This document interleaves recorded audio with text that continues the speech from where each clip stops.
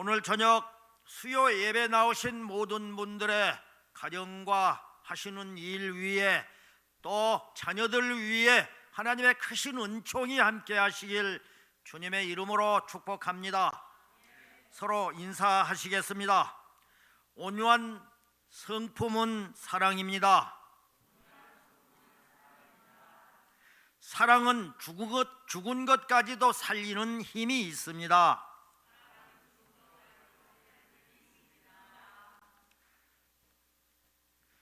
이 세상은 성격이 강하고 독선적인 사람들에게는 말과 행동을 조심하지만 착하고 부드럽고 따뜻한 사람에게는 함부로 대하는 그런 풍조가 만연해 있습니다.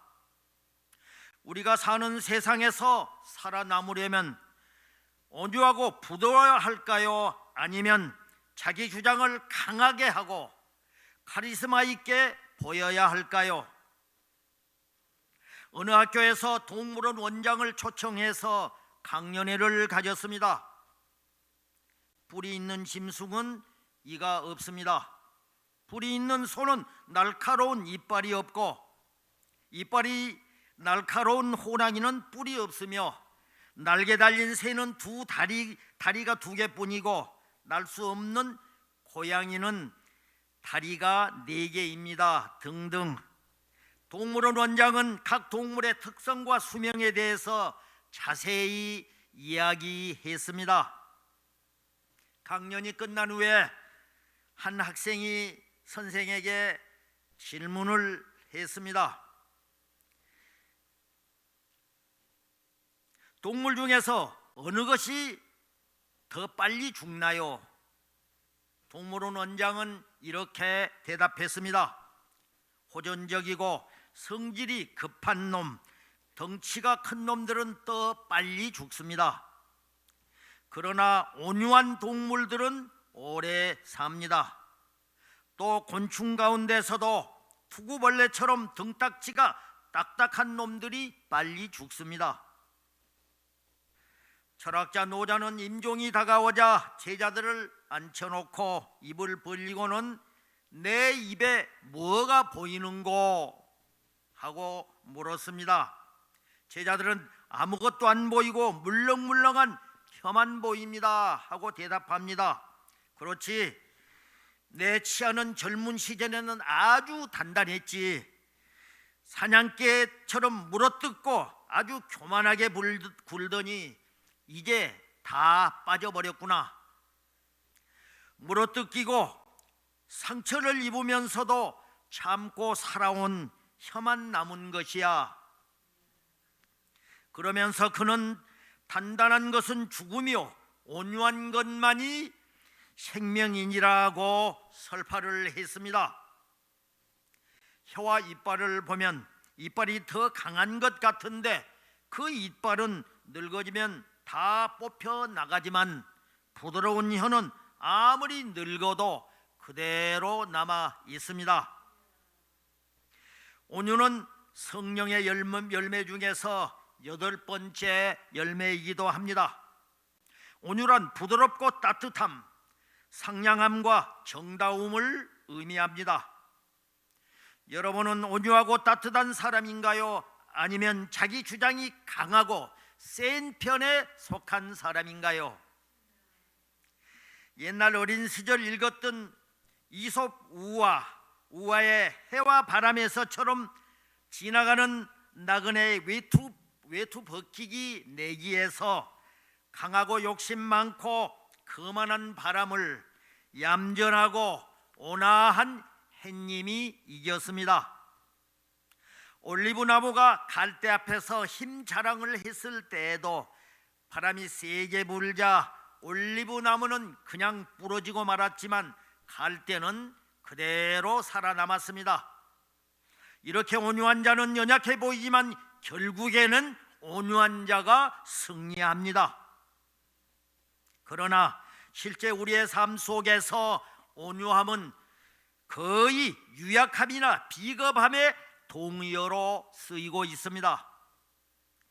약육강식의 경쟁 사회에서 강한 자만 살아남을 수 있다고들 믿고 있습니다. 온유한 자는 오히려 손해를 보고 빼앗기는 패배자로 보이기까지 합니다. 그래서 자녀 교육할 때도 어떻게 하면 자녀들을 강하게 키울까 하는데 가장 큰 관심을 기울이기도 합니다. 그러면서 마음이 따뜻해서 남에게 항상 잘해주고 좋은 것은 다 양보하고 남이 부탁하는 것 다 들어주는 아이에게 부모는 뭐라고 할까요? 너는 그렇게 나약해서 어떻게 이 험한 세상을 살아가려고 그러니? 그러다가 이용당하고 배신만 당한단다 하면서 우리는 이렇게 온유한 품성을 칭찬하고 격려해 주기보다는 오히려 걱정하고 더 강하고 독해지라고 하면서 그 어린아이들을 태권도장이나 격투기 운동 같은 것을 가르치기도 합니다. 세상은 부드러운 것보다 강한 것을 선호합니다. 여성적인 것보다 남성적인 것을 선호하고 따뜻한 마음보다는 냉정한 성격을 선호하는 경향이 있습니다. 그러나 성경은 온유한 자가 복이 있다고 말씀하시며 땅을 차지하고 화평으로 즐거워한다고 시편 37편 1절에서 말씀을 하십니다. 연약한 아기의 모습으로 오신 예수님은 피곤하고 지쳐있는 우리들에게 온유함을 배우라고 말씀을 하시고 온유함과 화평에 대하여는 예수님께서 몸소 삶으로 본을 보이셨습니다. 그리고 우리들에게 놀라운 초청을 하십니다. 마태복음 11장 28절 29절을 읽겠습니다. 수고하고 무거운 짐진 자들아 다 내게로 오라. 내가 너희를 쉬게 하리라. 나는 마음이 온유하고 겸손하니 나의 멍에를 메고 내게 배우라. 그리하면 너희 마음이 쉼을 얻으리니. 아멘. 예수님의 온유하심은 십자가에서 온전히 나타나셨습니다. 원수들이 욕하고 비웃고 저주했지만 예수님은 묵묵히 참으셨습니다. 그 예수님의 온유가 죄와 죽음의 세력을 이겼으며 그 승리를 통해서 결국 우리가 영원한 생명을 얻었습니다. 예수님께서 볼 수 있는 온유함이야말로 예수님에게서 볼 수 있는 온유함이야말로 우리 그리스도인들이 평생을 걸고 배우고 체질화시켜야 할 인격의 소중한 열매입니다. 또 하나님은 온유한 사람을 쓰십니다. 하나님은 온유한 사람에게 복을 주시고 온유한 사람이 땅을 기업으로 받는 최후의 승리자가 되게 하신다고 말씀을 하십니다. 마태복음 5장 5절을 읽겠습니다. 온유한 자는 복이 있나니 그들이 땅을 기업으로 받을 것이며. 아멘. 인도에서 사역한 케리 선교사의 이야기입니다. 케리 선교사는 선교사인 동시에 언어학자로 유명한 사람입니다. 성경을 인도의 34개 방언으로 번역한 사람이 바로 케리 선교사입니다. 그런데 그는 원래 구두를 수선한 사람이었는데 열심히 공부를 해서 신학교에 가서 목회자가 되었고 하나님의 부르심을 따라 선교사가 되었습니다. 그리고 인도에 파송이 되었습니다. 그런데 케리 선교사를 아주 무시하고 싫어한 사람이 있었습니다. 그는 인도에서 열린 한 연회 석상에서 많은 사람들로부터서 존경받고 있는 케리 선교사를 공개적으로 망신을 주고 싶어 하는 사람이 있었습니다. 그는 큰 소리로 케리 선교사에게 질문을 했습니다. 캐리 선교사님은 젊은 시절에 구두 만드는 일을 하지 않으셨나요? 이 질문에 캐리 선교사는 아닙니다, 잘못 알고 있습니다라고 대답을 했습니다. 그리고 말을 이어가려고 하는데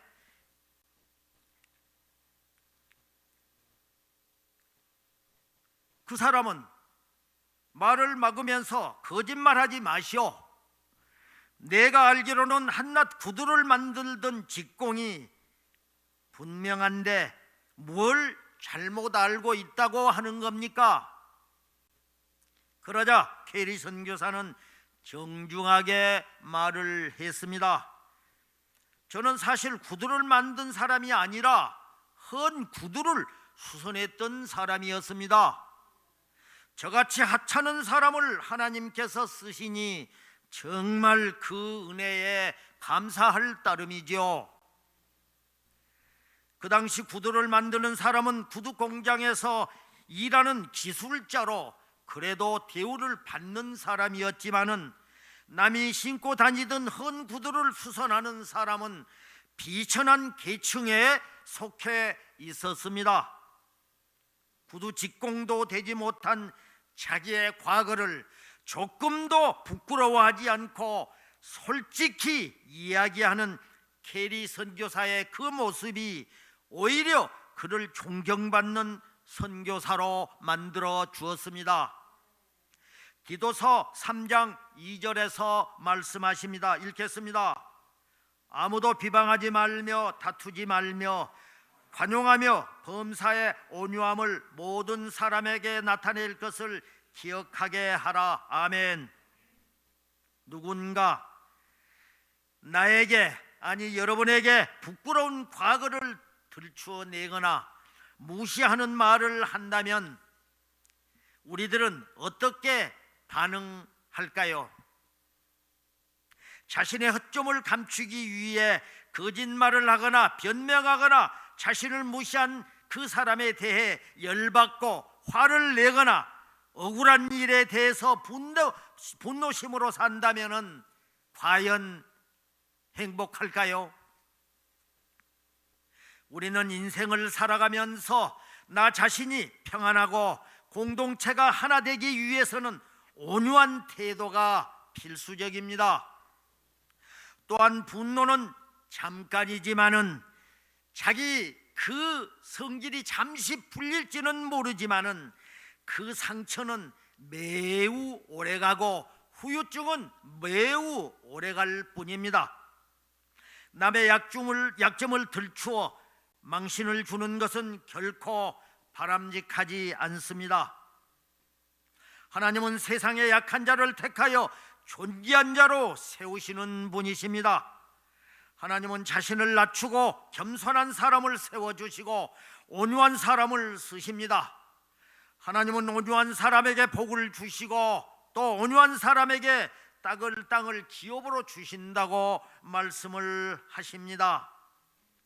성경의 인물 중에서 온유한 인물은 누구일까요?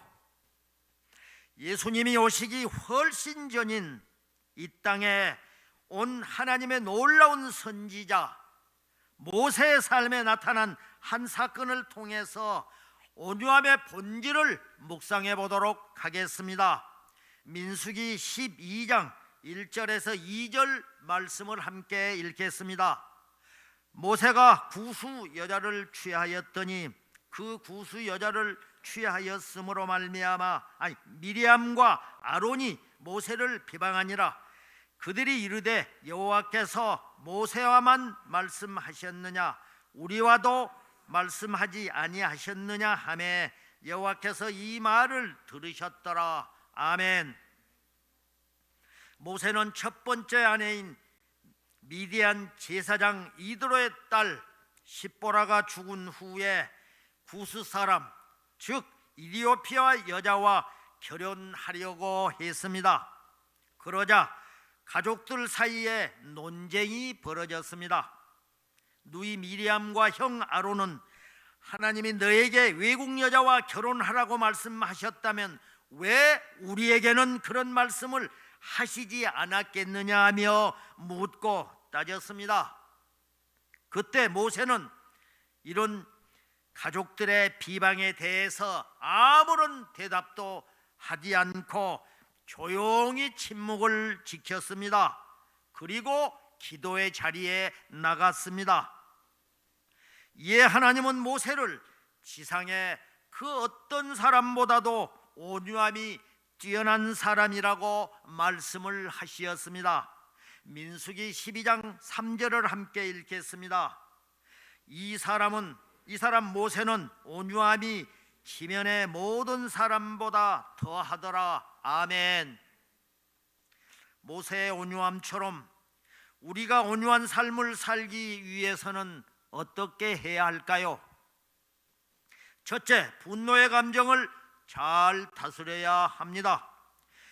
구약에서 신약에 이르기까지 성경이 일관성 있게 강조하는 원리 중에 하나는 내가 직접 원수 갚지 마라, 대신 하나님의 진노하심에 맡기라는 것입니다.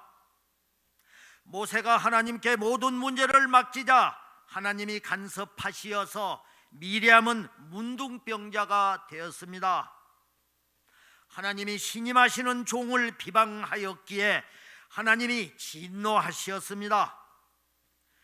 우리도 억울한 일을 당하거나 고통스러운 일을 당할 때 해야 할 가장 중요한 일은 하나님을 바라보고 하나님께 맡기고 기도하는 것입니다. 로마서 12장 19절에서 말씀하십니다. 읽겠습니다.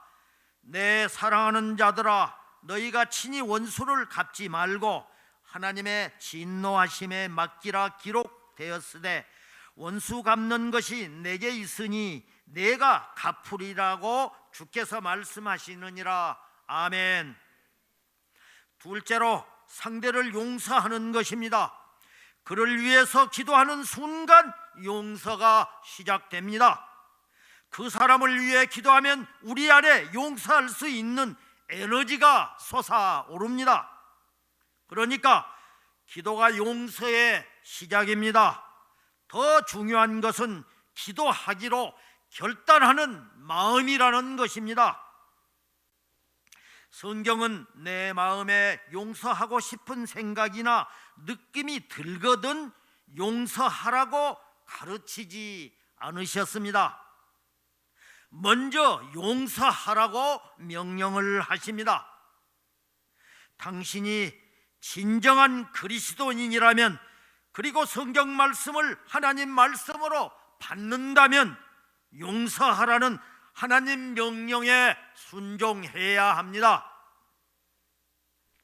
온유함도 용서도 하나님께 속한 것이기 때문에 우리의 노력만으로는 온전히 얻을 수 없습니다. 성령으로 거듭난 심령이라야 진정으로 온유해질 수 있습니다. 그러므로 성령의 뜨거운 불로 나의 마음이 따뜻하고 부드럽게 변화될 수 있도록 우리는 하나님 앞에 간구하고 더 무릎 꿇고 기도해야 할 이유입니다. 에베소서 4장 32절에서 말씀하십니다. 읽겠습니다. 서로 친절하게 하며 불쌍히 여기며 서로 용서하기를 하나님이 그리스도 안에서 너희를 용서하심같이 하라. 아멘. 셋째로, 용서한 그 사람을 축복해야 합니다. 우리가 상대방을 진정으로 깨끗이 용서했다면 내 가슴에서 우러나오는 그 마음으로부터 그를 축복할 수 있어야 합니다. 모세는 누이 미리암을 위해서 하나님 앞에 기도했습니다. 진정한 용서는 상대방을 온전히 회복시킬 수 있어야 합니다. 내가 그를 위해 축복하며 기도할 때 그 사람은 온전히 회복될 수 있는 길이 열리는 것입니다. 그런데 모세는 처음부터 그렇게 온유한 사람이었을까요? 성경에 나타난 모세의 모습은 전혀 그렇지 않았고 온유하지도 못했습니다.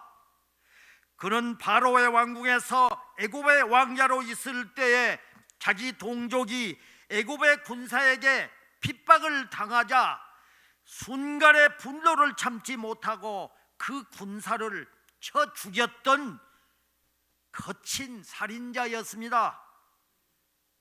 그렇게 살인을 저지르고 바로의 왕궁에서 더 이상 살 수가 없어서 도망을 쳐서 미디안 광야에서 40년 동안이나 숨어 지냈습니다. 그리고 80세가 된 어느 날 모세는 호렙산에서 하나님을 만납니다. 그때 하나님께서 모세에게 말씀하십니다. 내가 선 곳은 거룩한 땅이니 내 발에서 신을 벗으라.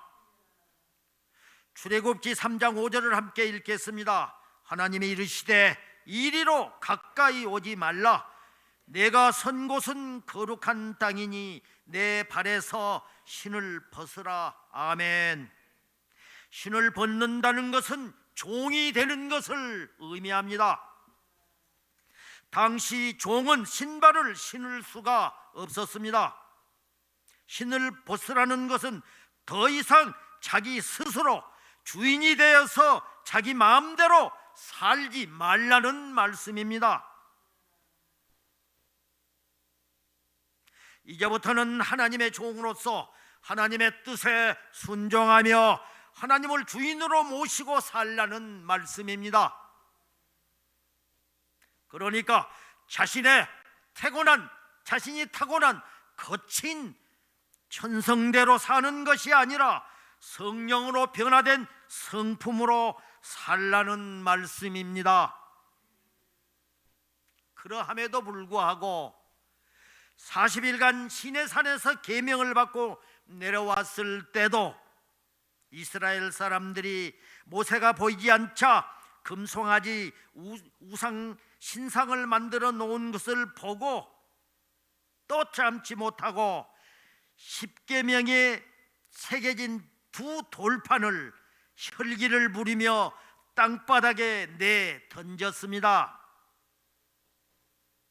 모세는 분을 참지 못하고 혈기를 부리며 이렇게 성질이 급한 사람이었습니다. 이런 모세의 성품이 온유하게 변화된 계기는 무엇일까요?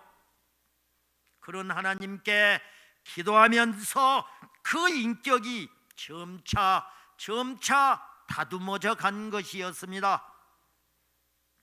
40년 미디안 광야를 통해서 40년의 출애굽 광야를 통해서 상상할 수 없는 시련과 역경을 겪으면서 하나님의 말씀으로 날마다 훈련과 연단을 받았고 2번씩이나 십계명을 받으면서 그 말씀으로 길들여진 사람, 그 말씀의 사람이었기에 출애굽의 이스라엘을 이끄는 위대한 영도자로 하나님 앞에 쓰임을 받았습니다.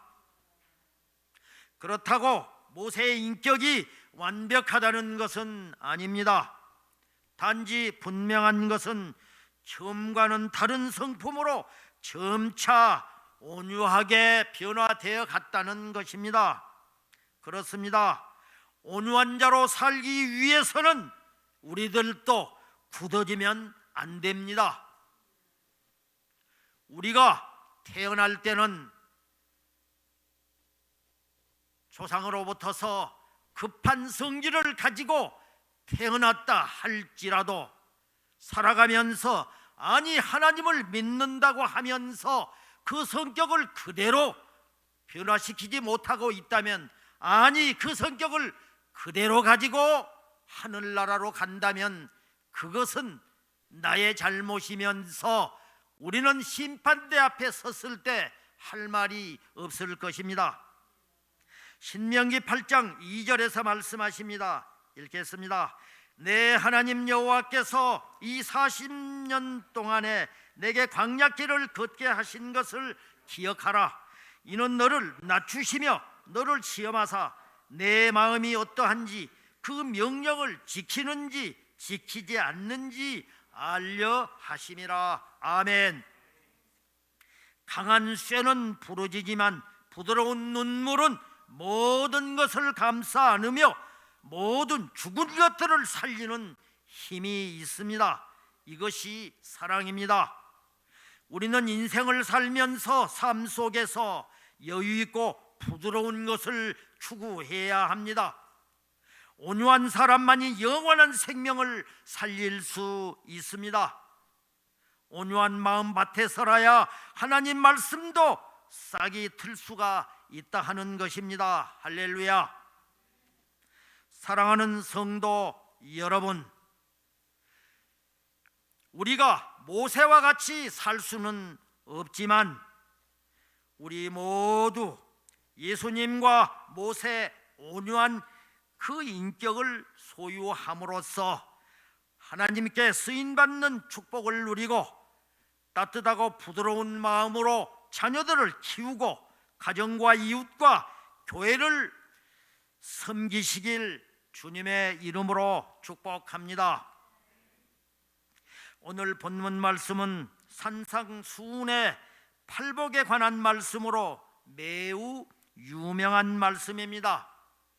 이 말씀은 수많은 그리스도인들에게 깊은 영감과 깨달음 그리고 교훈을 주었고 복음이 무엇인지를 다시금 되새기게 한 말씀입니다.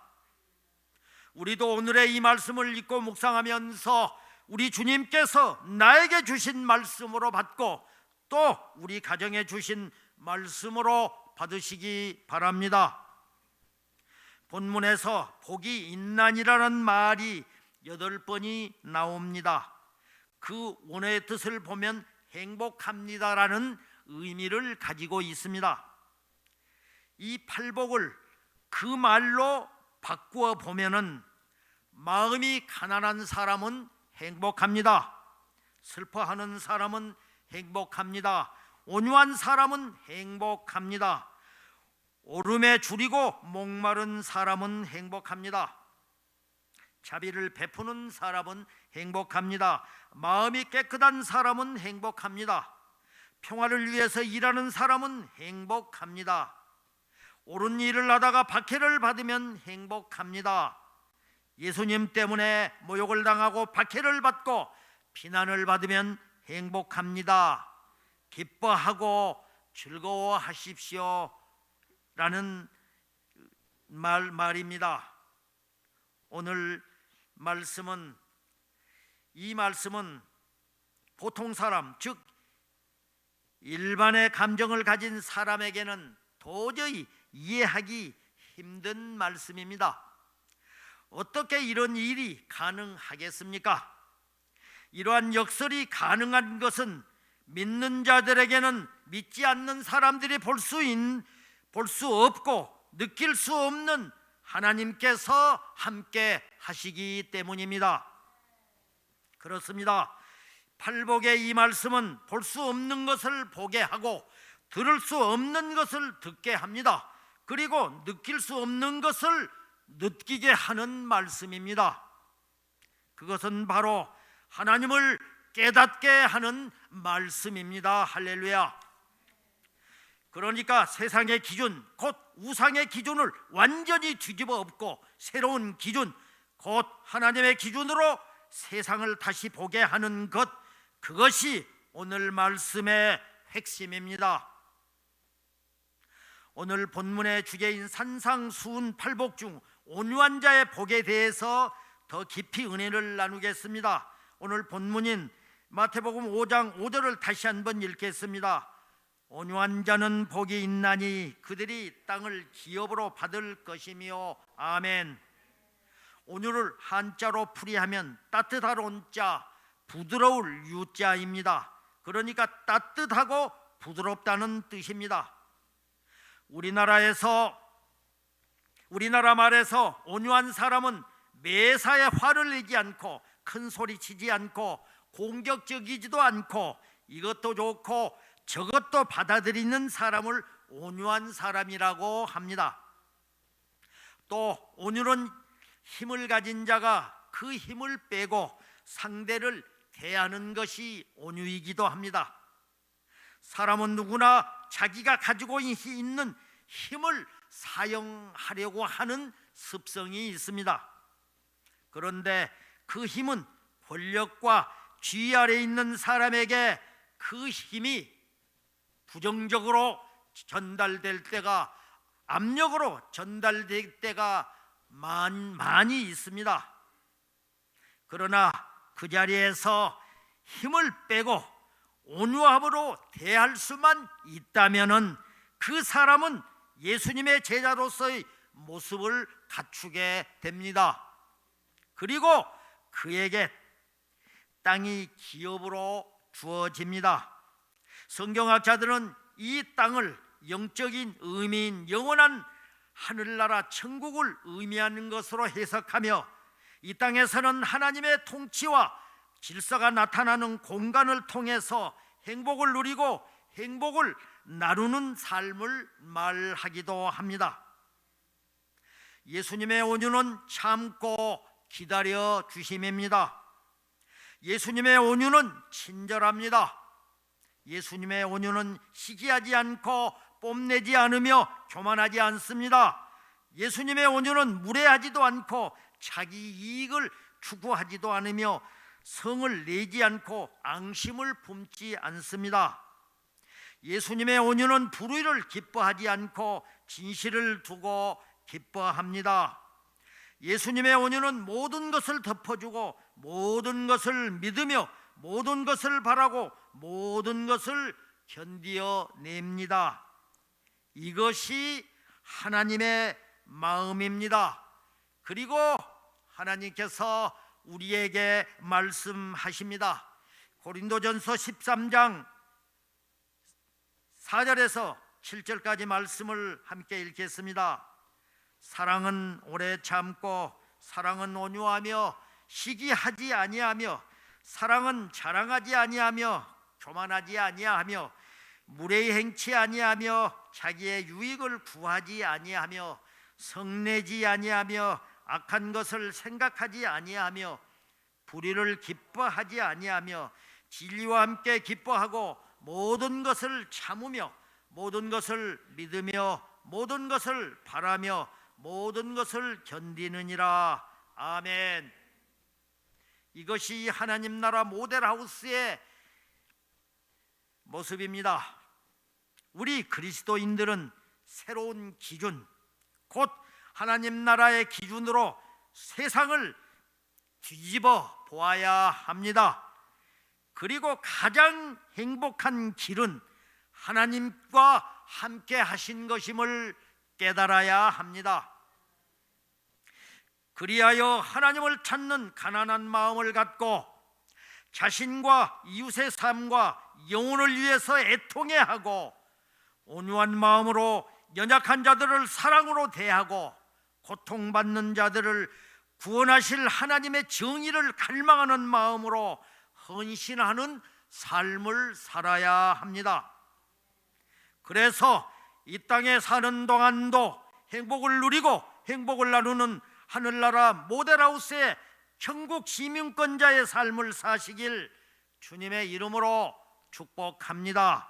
할렐루야.